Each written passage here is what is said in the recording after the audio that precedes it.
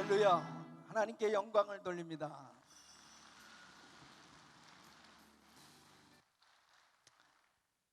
하나님은 살아계십니다. 이 자리에 임재하신 줄로 믿습니다. 선교사님들, 또 목사님들, 그리고 성도님들, 특별히 선교 때문에 이 자리에 함께 하신 여러분들은 하나님께서 특별히 뽑으신 하나님의 사람들인 줄로 믿습니다. 그래서 이 시간이 하나님께서 부어주시는 놀라운 선교의 불을 받는 시간이 될 수 있기를 예수 이름으로 축원합니다. 우리 하나님께 다시 한번 감사하겠습니다. 감사합니다. 할렐루야.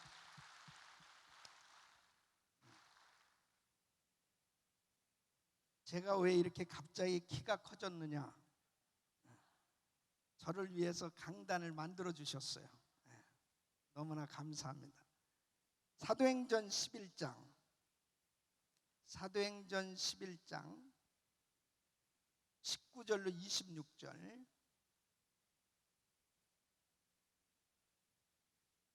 사도행전 11장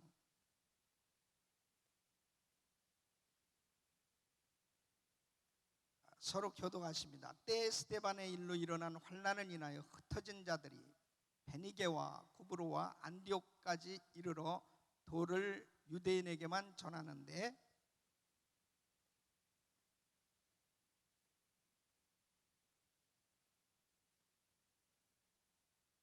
주의 손이 그들과 함께 하심에 수도한 사람이 믿고 주께 돌아오더라.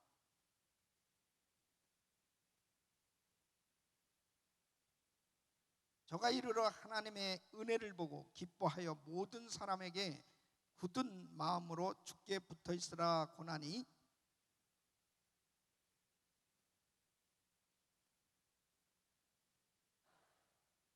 바나바가 사울을 찾으러 다소에 가서 만남에 안디옥에 데리고 와서 둘이 교회에 1년간 모여 있어 큰 무리를 가르쳤고, 제자들이 안디옥에서 비로소 그리스도인이라 일컬음을 받게 되었더라. 아멘. 사도행전 13장 1절로 3절입니다. 안디옥 교회에 선지자들과 교사들이 있으니 곧 바나바와 니게르라 하는 시몬과 구레네 사람 루기오와 분봉왕 헤롯의 젖동생 마나엔과 및 사울이라. 주를 섬겨 금식할 때에 성령이 가라사대 내가 불러 시키는 일을 위하여 바나바와 사울을 따로 세우라 하시니, 이에 금식하며 기도하고 두 사람에게 안수하여 보내니라. 아멘. 여러분, 지역교회는 세계 복음화를 위해서 하나님께서 쓰시는 가장 중요한 도구인 것입니다. 이 지역교회가 얼마나 세계 선교를 위해서 중요한 역할을 하는지 모릅니다. 이 교회가 잘 세워져야 되는 것입니다. 이 교회를 하나님께 세워주신 궁극적인 이 목적은 바로 선교하도록 하나님께서 특별하게 세워주신 것입니다. 그러니까 주님께서 제자들에게 거룩한 사역을 위임시켜 주신 것이죠. 그래서 마태복음 28장 19절에 20절 그 말씀 그대로 너희는 가서 모든 족속으로 제자를 삼아라. 바로 거룩한 주님의 사역을 위임시켜 주신 것, 이것이 바로 교회인 줄로 믿습니다. 그리고 성령을 주신 이유도 결국은 주님의 증인이 되도록 하시기 위해서 성령을 부어주신 것입니다.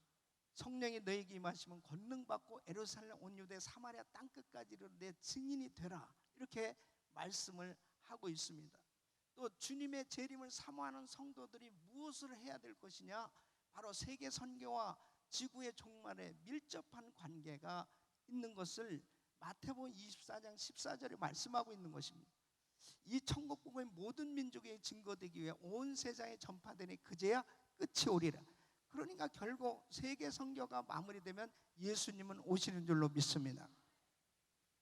이렇게 중요한 선교를 교회가 해야 되는데, 이 교회가 선교하지 아니하면 교회로서의 역할을 감당할 수가 하지 못하는 것입니다. 저는 오늘 하나님께서 원하시는 이 선교적 교회 모델을 제시하기 위해서 바로 오늘 이 본문 말씀 안디옥 교회를 여러분들에게 소개하려고 하는 것입니다. 바로 하나님께서 왜 예루살렘 교회가 아니고 안디옥 교회였는가 하는 것이죠. 바로 이 예루살렘 교회는 베드로가 말씀을 외칠 때마다 3,000명, 5,000명씩 회개하고 주님 앞에 돌아오는 거예요. 이런 엄청난 대형 교회가 이루어졌습니다. 또 뿐만 아니라 얼마나 성도들이 모이기에 힘썼고 정말 행복한 그런 교회였습니까? 그런데 문제가 뭐냐면 선교를 안 하는 거예요. 선교를 도무지 안 하는 거예요. 주님께서 선교에 이 성령의 불을 부어주신 것은 선교하라고 땅끝까지 이르러 내 증인이 되라고 그렇게 말씀하신 것인데, 이 예루살렘 교회를 가만히 보면 선교를 안 하는 것입니다. 여러분, 이 교회를 하나님께서 선교하도록 세워주셨는데 그 교회에서 가장 중요한 역할을 하는 사람이 누구냐? 담임 목회자입니다. 그러니까 이 담임 목회자의 목회 철학, 목회 비전은 곧 목회 방향이 정해지는 것입니다. 담임 목회자가 어떠한 목회의 철학을 가지고 있느냐, 목회 비전을 가지고 있느냐는 그 교회의 사역의 방향이 그대로 결정지어지는 것이죠. 그러니까 선교의 비전, 선교의 철학도 역시 선교의 방향을 정하는 것입니다. 근데 가만히 보십시오. 베드로가 결국 이 예루살렘 교회를 담임했다고 볼 수 있는데, 사도들과 함께 사역을 했지만 베드로가 말씀을 외칠 때마다 수많은 사람들이 회개하고 돌아왔으니까요. 어쨌든 베드로의 역할이 중요하지 않습니까? 베드로가 어떻게 설교를 하냐면은 이 사도행전 2장에 보면은 이제 성령의 불세례를 받고 나가서 복음을 외치기 시작합니다. 복음을 외칠 때 수많은 사람들이 형제 어찌할꼬 하고 마음에 찔려서 이제 물어보잖아요. 그런 반응을 보일 때 베드로는 이렇게 그들에게 요구하죠. 너희가 각각 회개하고 예수 그리스도 이름으로 세례를 받고 죄사함을 받으라. 그리하면 성령을 선물로 받을 것이다 라고 말씀하면서 39절에 뭐라고 말씀하죠? 이 약속은 너희와 너희 자녀와 모든 먼데 사람 곧 주 우리 하나님이 얼마든지 부르시는 자들에게 하신 것이다. 모든 먼데 사람이라고 이야기하거든요. 모든 먼데 사람, 이것은 결국 이방인들까지 포함시키는 거예요. 그러니까 설교는 이렇게 선교를 말하고 있는데 실제적으로 보면 유대인들에게만 복음을 전했습니다. 그러니까 얼마나 성령님께서 답답해 하셨으면은 사도행전 10장에 보면은 이 고넬료 가정, 이 유대인 가정에 가서, 이 이방인 가정에 가서 복음을 전해야 되는데 베드로가 갈 리가 만무하죠. 그러니까 환상을 3번씩이나 보여주는 것입니다. 여러분 너무 환상 보려고 그러지 마세요. 말 안 듣는 사람들에게 환상 보여주는 거야. 그러니까 성령님께서 이 베드로를 좀 쓰셔야 되겠는데, 이방인에게 가서도 이 복음을 전해야 되겠는데 유대인에게만 계속 복음을 전하는 거예요. 그러니까 이제 환상을 보여주는데 하늘로부터 큰 그릇이 내려오는 거예요. 그 안에 보니까 4발 달린 짐승, 기는 것, 나는 새, 이러한 것들이 가득 있단 말이에요. 그것을 잡아 먹으라 그러는. 저는 이거 먹을 수 없습니다. 속된 것을 먹을 수 없습니다. 먹으란. 이 환상을 자그마치 3번씩이나 보여주죠. 그러면서 고넬료 가정에 보내지 않습니까? 고넬료 가정에 가서 이제 말씀을 전하는데 뭐 본인이 가서 막 우리처럼 주여 믿습니다, 이 고넬료 가정이 다 성령 받게 하시옵소서, 예수 믿게 해주시옵소서, 이렇게 기도하고 간 것도 아니에요. 사실 그냥 간 거라고. 가가지고 복음을 전하는데 말씀을 듣는 무리에게 하나님께서 역사하셔서 성령을 부어주신단 말이에요. 그러니까 그들이 성령을 받고 방언을 하고 찬양을 하고 놀라운 역사가 일어났어요. 그때 같이 갔던 사람들이 사도행전 10장 45절 보면 이방인들에게도 성령 부어주심을 인하여 놀라니 그랬어요. 놀랬다고 그랬습니다. 그러니까 주님께서는 이미 땅끝까지 이르러 내 증인이 되라.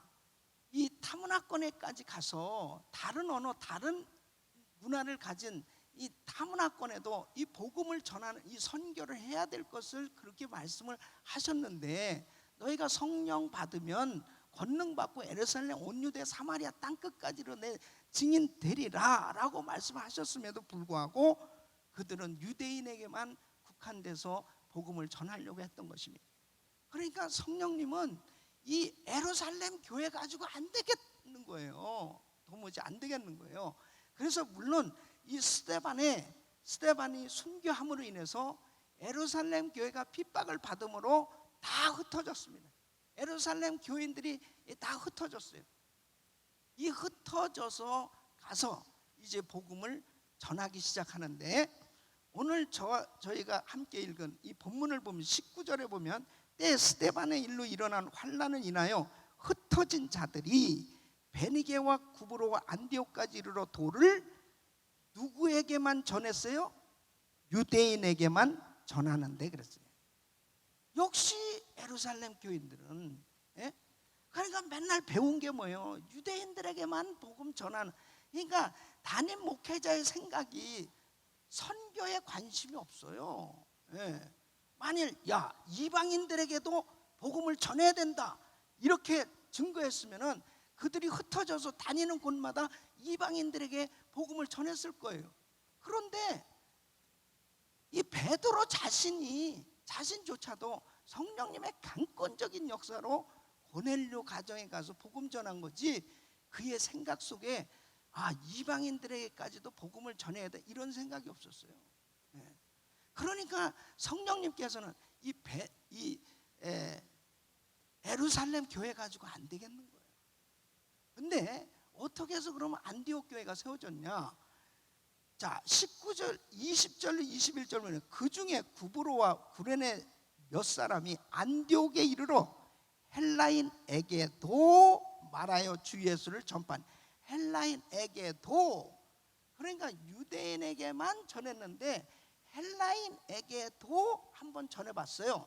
그랬더니 어떻게 됐냐? 21절 보니까 주의 손이 그들과 함께 하심에 수다한 사람이 믿고 죽게 돌아오더라.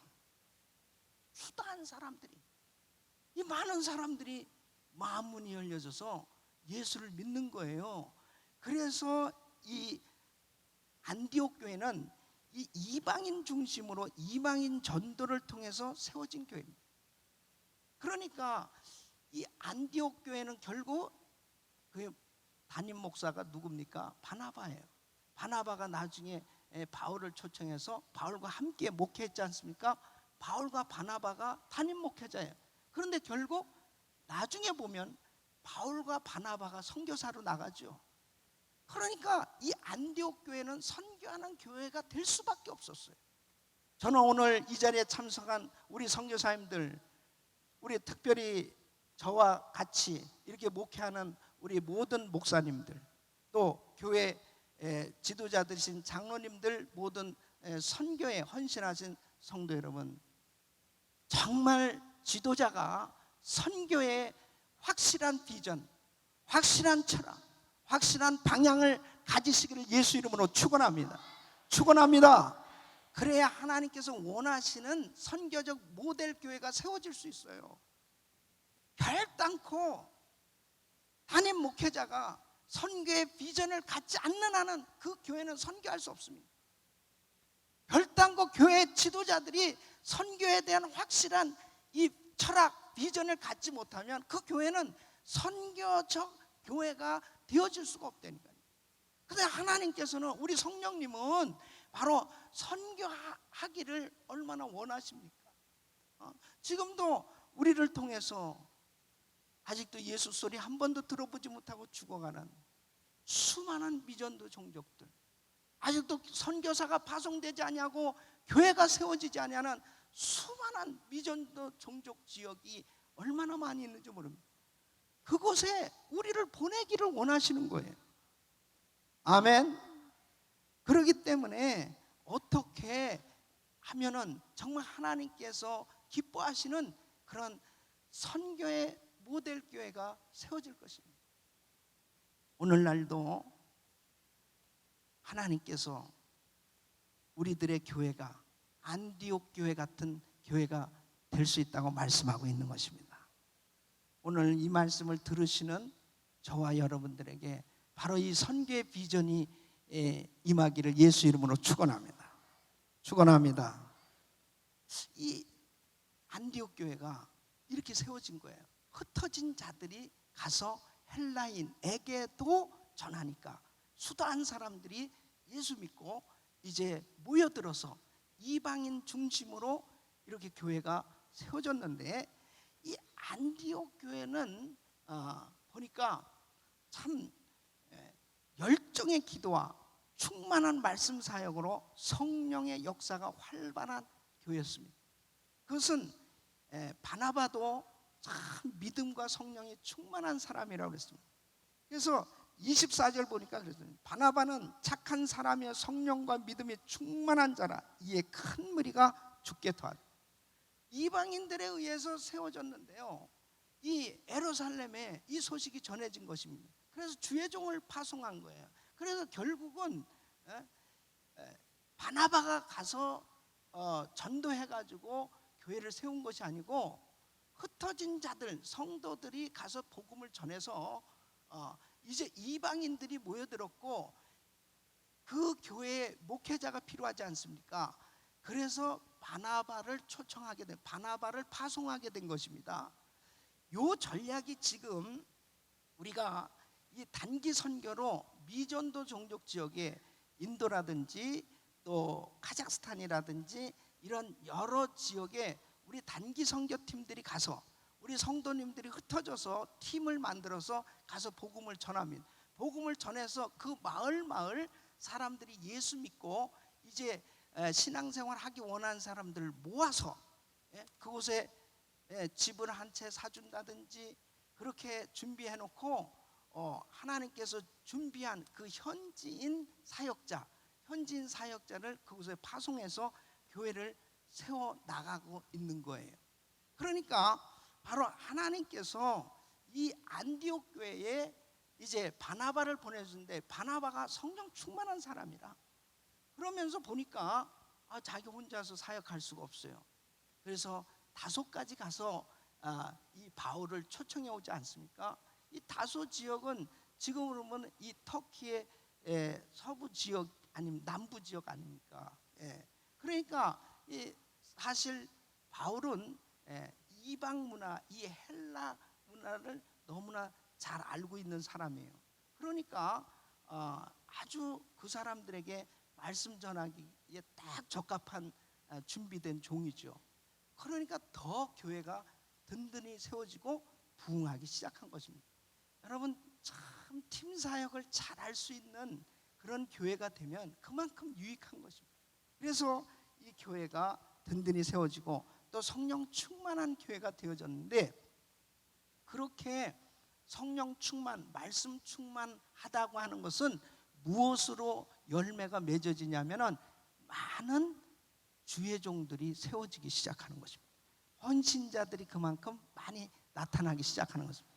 그러니까 교인이 이렇게 많이 모였다. 교인이 이렇게 많이 모였는데 선교를 위해서, 주의 일을 위해서 헌신한 사람이 찾아보기 힘들다. 그것은 그렇게 성령 충만한 교회라고 볼 수 없어요. 말씀과 성령이 충만하다는 것은 결국 주님 앞에 그만큼 헌신하는 열매가 맺어지는 것이죠. 아멘 하는 사람들에게 그런 은혜가 임할 것입니다. 그래서 13장 1절에 보니까 안디옥 교회에 선지자들과 교사들이 있으니 그렇지 않습니까? 그러니까 이때에 보니까 바나바, 시몬, 그 다음에 루기오, 그리고 마나엔, 바울, 이런 기라성 같은 지도자들이 탄생하게 된 것입니다. 어떤 교회가 좋은 교회냐? 불신자가 들어와서 예수 믿고 양육받고 주의 종으로 헌신해서 선교사로 파송되어질 수 있는 교회가 좋은 교회예요. 저희 은혜교회가 참 좋은 교회입니다. 아멘 하시는 분은 그 복이 여러분에게도 간다니까. 예. 배가 살살 아픈 분은 계속 아파, 계속 아파. 예. 예. 은혜교회가 왜 좋은 교회냐면요, 저는 미국에 올 때 불신자로 유학 왔단 말이에요. 미국에 유학 왔는데 제가 처음 교회 간 곳이 은혜교회입니다. 은혜교회 가서 제가 예수 믿고 은혜교회 가서 헌신해서 신학을 하고, 그리고 은혜교회에서 전도사로 부목사로 있다가 담임 목사까지 됐어요. 그럼 굉장히 좋은 교회잖아요. 예? 그러니까 좋은 교회라고. 예. 아니, 불신자를 담임 목사까지 만들었으면 좋은 교회죠. 예. 물론 우리 담임 목사님이셔서 김광진 목사님도 훌륭하시지만 또 성도님들도 얼마나 훌륭한 거예요. 그렇죠? 교회가, 우리 교회를 통해서 수백 명의 헌신자들이 나왔습니다. 목사님들, 선교사님들이. 예. 한 500명은 넘을 거예요. 그러니까 내가 목회를 하고 있는 동안에 과연 우리 교회가 성령 충만한 교회냐, 말씀으로 제자 훈련이 잘 되어서 정말 성령 충만하다는 걸 무엇으로 알 수 있느냐? 그 교회를 통해서 얼마나 선교사나 목사가 또 헌신자들이 어느 만큼 나왔느냐, 그 열매로 알 수 있는 것입니다.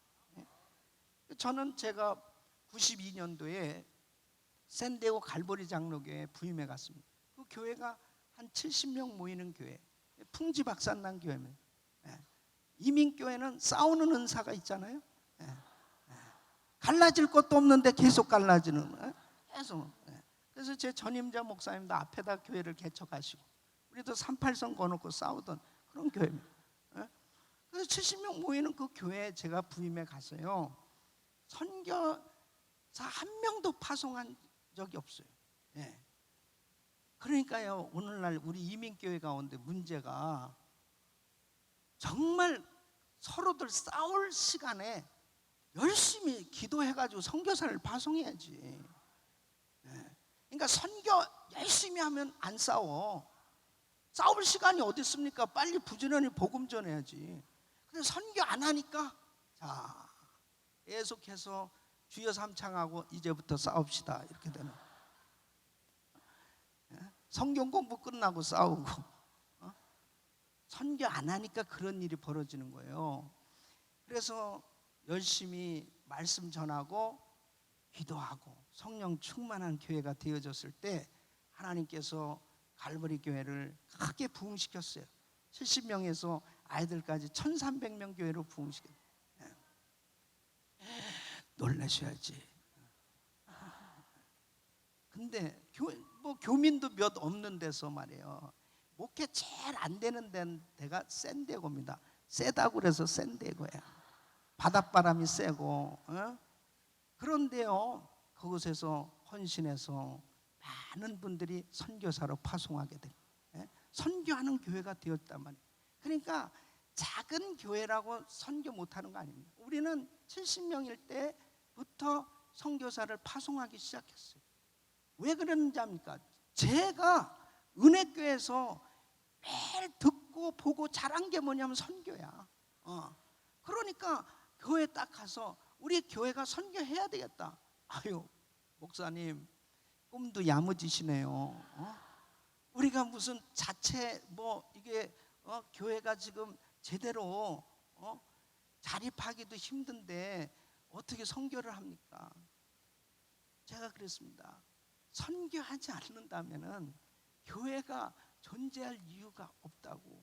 그 교회가 무슨 자립하기 위해서 필요한 거냐고. 원래 교회는 자립하기 전부터 선교를 해야 하나님이 자립하게 해주신다니까. 그러니까 누구나 다 성도는 선교를 할 수 있는데, 성도가 70명이나 모였으면 70명 선교사를 섬길 수 있는 거 아니겠어요? 그래서 선교하는 교회가 되어졌습니다.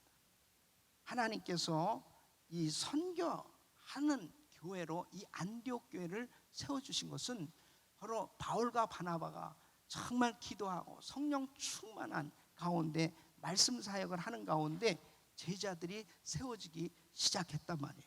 그래서 선교 동원은 순간에 되는 것이 아니고 계속 되어지는 과정인 줄 믿으시기 바랍니다. 그러니까 이번에 이 선교 컨퍼런스에 참석하신 여러분들도 이렇게 말씀을 들으시는 가운데 여러분들에게도 선교의 비전이 임하고 주의 음성이 들려질 줄로 믿습니다. 그래서 이 안디옥 교회는 또한 선교 명령에 순종한 교회였다. 예? 자, 3절 말씀 보니까 주를 섬겨 금식할 때 성령이 가라사대 내가 불러 시키는 일을 위하여 바나바와 사울을 따로 세우라 하시니 이에 금식하며 기도하고 두 사람에게 안수하여 보내니라 그랬습니다. 그래서 누구를 파송했느냐? 바울과 바나바 담임 목사를 파송하게 되었습니다. 이것은 성령님께서 따로 세워라, 바울과 바나바를 이제 파송할 것에 대해서 명령한 거예요. 안디옥 교회에. 그랬을 때 그 교회는 순종했단 말이에요. 참 얼마나 훌륭합니까? 바울과 바나바도 너무나 귀하고 그 교인들도 참 귀한 겁니다. 예. 그러니까 이 교회는 뭐예요? 담임 목사를 내어놓았어요. 내어놓은 거예요. 순종했다는 건 내어놓은 거 아니겠어요? 이렇게 훌륭한 분들을 선교사로 내어놓았어요. 어떤 분들이 이 얘기 들으면 그럴 거예요. 아유, 우리도요 내어놨는데 목사님이 안 가세요.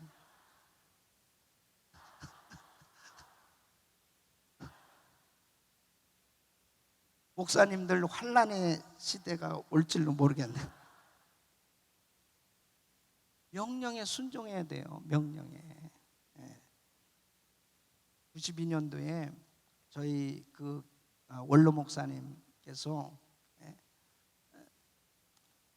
당신을 러시아 선교사로 파송해 달라고 했습니다. 이 설교를 하시면서 나를 러시아 선교사로 파송해 달라고. 지금 이렇게 제자들이 많이 세워졌는데 나는 이제 선교사로 가겠다고 그렇게 강력하게 파송을 부탁했어요. 물론 그때 그 일은 안 이루어졌지만은 그렇게 당회에서 간곡히 부탁하고 교인들을 향해서 간절하게 호소했던 그 설교를 제가 직접 들었습니다. 그러니까 그만큼 대형 교회가 이루어졌음에도 불구하고 나를 선교사로 파송시켜 달라고 그렇게 할 수 있는 그런 이 선교 마인드를 가졌기 때문에 하나님께서 말씀을 주시면은 그냥 무조건 순종한 거예요. 그러니까 은혜교회가 23년 동안 자체 성전이 없었습니다. 새빵 살면서 한 달에 1년에 수백만 불씩 선교비를 내보냈습니다. 저는 당시에 부교육자로 있으면서요 사례비 제대로 받지 못했습니다. 그러면서도 우리는 어쨌든 선교를 하자 거기에 온통 쏟아부은 겁니다. 그러니까 사실 구소련 지역도 하나님께서 이제 비전을 주셔서 90년부터 저렇게 대형 집회하고 할 때요 엄청난 비용이 들었습니다. 그 이민교회 그 작은 교회가 저런 사역을 하려면요 감당이 안 되는 겁니다. 그러니까 우리가 교역자들 사례도 제대로 받지 못하면서도 그냥 온통 쏟아붓는데 지금 생각해 보면요 지금 1,000만 불 엄청 1억 불이 있다도 저런 집회는 재현할 수도 없고 중앙아시아에서 오신 선교사님들 여기 계시지만 이제 다 문이 닫혀가고 있습니다. 저렇게 마음껏 가가지고 집회할 수 있습니까? 못해요. 마음껏 가서 제가 지난번에 키르스탄에 가서 설교하려고 했는데 이제 허가 받지 못하면 설교도 못해요. 우리 선교사님들도 설교 못합니다. 지금 이렇게 완전히 닫혀져 가고 있어요. 그 타이밍이 중요한 거거든요. 그런데 그때 우리 교회 형편 따지고 우리가 이민교회인데 우리 교회가 지금 재정이 부족한데 어떻게 그런 것을 할 수 있습니까? 하고 따졌으면은 우리는 저런 선교의 역사는 일어날 수 없었을 것입니다. 지금 생각해 보면 오히려 더 죄송해요. 더 하나님 앞에 더 우리가 순종해서 쏟아부었으면 더 많은 영혼을 구원할 수 있었을 텐데 저렇게 문이 닫혀지는 걸 보면 너무나 안타까운 거예요. 그러니까 선교 명령에 순종할 때 하나님께서 역사하신 줄로 믿습니다. 세계 선교를 위해서 이 안디옥 교회는 희생한 교회입니다. 담임 교역자를 내어놓고, 그리고 예루살렘이 기근으로 참으로 힘든 가운데 있을 때 베푸는 교회로, 구제비로 많은 헌금을 드리지 않습니까? 여러분, 그것이 뭐예요? 결국은 하나님께서 우리 교회들을 통해서 정말 이 일을 하시길 원하시는데, 희생 없이는 선교는 안 되는 겁니다. 결단코 희생 없이는 선교 안 되지. 우리가 다 쓰고 남으니까 그거 가지고 선교한다, 선교에 예산 정해놓고 그거 가지고 선교한다, 그건 아니에요. 이 선교는 시급한 거 아니에요. 선교는 죽어가는 영혼 살리는 게 선교 아닙니까? 그런데 죽어가는 영혼 살리는 것보다 더 중요한 일이 어디 있겠습니까? 이 시급한 일을 하라고 하나님께서 우리에게 선교하라고 명령하고 계신 줄로 믿습니다. 그러니까 내어놔야죠. 내어놔야 되는 거예요. 선교를 위해서 가장 좋은 거를 내어놓고, 가장 귀한 거를 내어놓고, 가장 중요한 것을 내어놓을 때 하나님께서는 역사하시는 줄로 믿습니다. 여러분, 저는 이민교회를 한 20여 년 이상 목회하면서 너무 안타까운 것이 있습니다. 제가 선교 우리 협의회, 그다음에 선교기관, 참 여러 기관을 섬기고 있습니다. 그래서 어떻게 하면은 교회들로 하여금 이 선교하는 교회가 좀 되게 할까 몸부림치고 있어요. 은혜교회는 새 가정으로 시작한 교회 아닙니까? 이민교회 다 똑같은 교회 아니에요. 작은 조그만한 교회였습니다. 그러나 선교해야 되겠다라고 하는 그런 이 성경적 이 분명한 이 비전을 확실하게 가지고 선교했더니, 하나님께서 그래도 작은 이 이민교회를 통해서 전 세계 수천 개의 교회가 세워지도록 하나님께서 역사하시지 않고 계십니까? 역사하시잖아요. 그렇다면 은혜교회만 하나님께서 무슨 편애를 하십니까? 어떤 교회든지 하고자 하면, 발을 떼면 하나님이 동일하게 역사하신 줄 믿습니다. 근데 중요한 것은 희생하려고 하지 않는 한은 안 됩니다. 희생하려고 하지 않는 한은. 우리는 사실 그럼 정말 죽을 이 고비까지 넘기는 그러한 사역이었습니다. 제가 2004년도에 은혜교회 부임해서 이제 이대 담임 목사로 사역을 하면서 항상 그렇지 않습니까? 이제 일대의 담임 교역자가 잘 사역을 이뤄놨을 때 어떻게 신앙과 사역을 잘 계승해서 더 발전시켜 나가는, 이것이 참 중요하잖아요. 우리 교회 같은 경우는 선교하는 교회인데 대부분 선교사님들이 이제 담임 목사가 바뀌면 불안하시죠. 왜 불안하느냐? 새 목사가 세워지면 선교사 대량 학살 사건이 벌어지기 때문에 항상 불안한 것입니다. 나의 자리는 안전한가? 선교비는 계속 보내올 것이냐? 항상 불안하지 않습니까? 우리도 뭐 교회가 그렇지 않습니까? 근데 이제 2006년 9월에 주님께서 성전 건축을 하라는 것입니다. 성전 건축. 그러니까 이 성전 건축은 세계 선교를 위해서 이제 센터를 짓고, 그리고 24시간 월드프레어 센터를 세워서 이제 선교하는 그러한 사역을 위해서 이 비전 센터를 세우라고 말씀하죠. 이 비전 센터가 18만 8천 스퀘어피트입니다. 이 4천만 불 프로젝트예요. 근데 우리 교회는 여러분 아실지 모르겠지만 디아스포라 교회 가운데, 이민 교회 가운데 가장 헌금이 많이 드려지는 교회가 우리 은혜교회예요. 그러면서도 들어오면 싹 나가는 교회가 은혜교회입니다. 아무것도 없어요. 아무것도 없으면 다행이지. 빚이 있죠. 빚이. 그런데 이 성전 건축을 하라는 거예요. 주님께서 감동을 주셔서.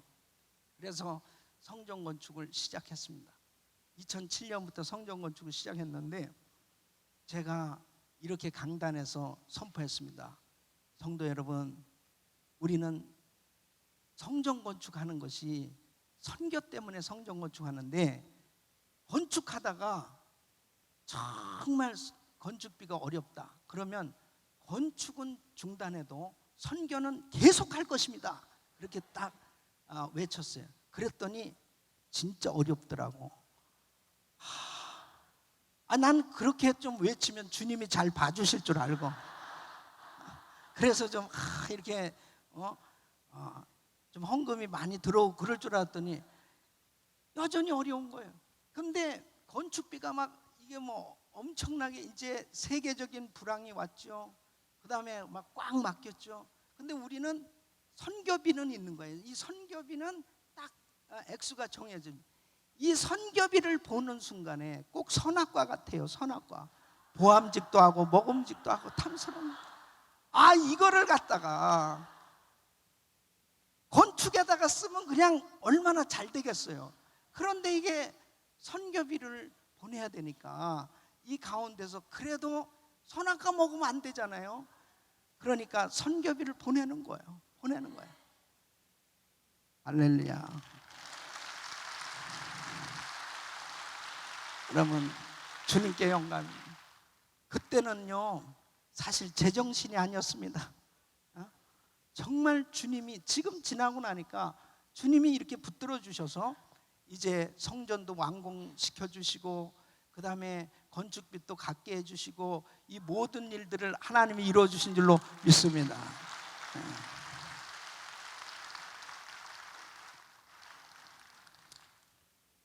우리 동역자 여러분, 정말 선교는 희생 따르지 않고서는 결단코 할 수 없는 것입니다. 그러나 중요한 사실은 왜 그렇게 하느냐 이거죠. 뭐 때문에 그렇게 하느냐 이거죠. 바로 영혼을 살리는 일은 주님의 심정이기 때문에 그런 것입니다. 바로 주님이 기뻐하신 일이기 때문에 우리 성도님들도 사업하면서 얼마든지 자기들을 위해서 써야 될 것이지만 정말 절제하고 선교를 위해서 드려지고, 그래서 하나님 앞에 이제 미전도 종족 지역에 전략적으로 7,000개 교회를 센터를 세우고 하나님께서 예수 소리 한 번도 들어보지 못하고 죽어가는 그 종족들을 향해서, 그 지역을 향해서 이제 총력을 기울이는 선교를 위해서 우리는 희생하기로 작정하고 주님 앞에 드려지고 있습니다. 선교는 지금 해야 되는 것입니다. 지금 해야 되는 것입니다.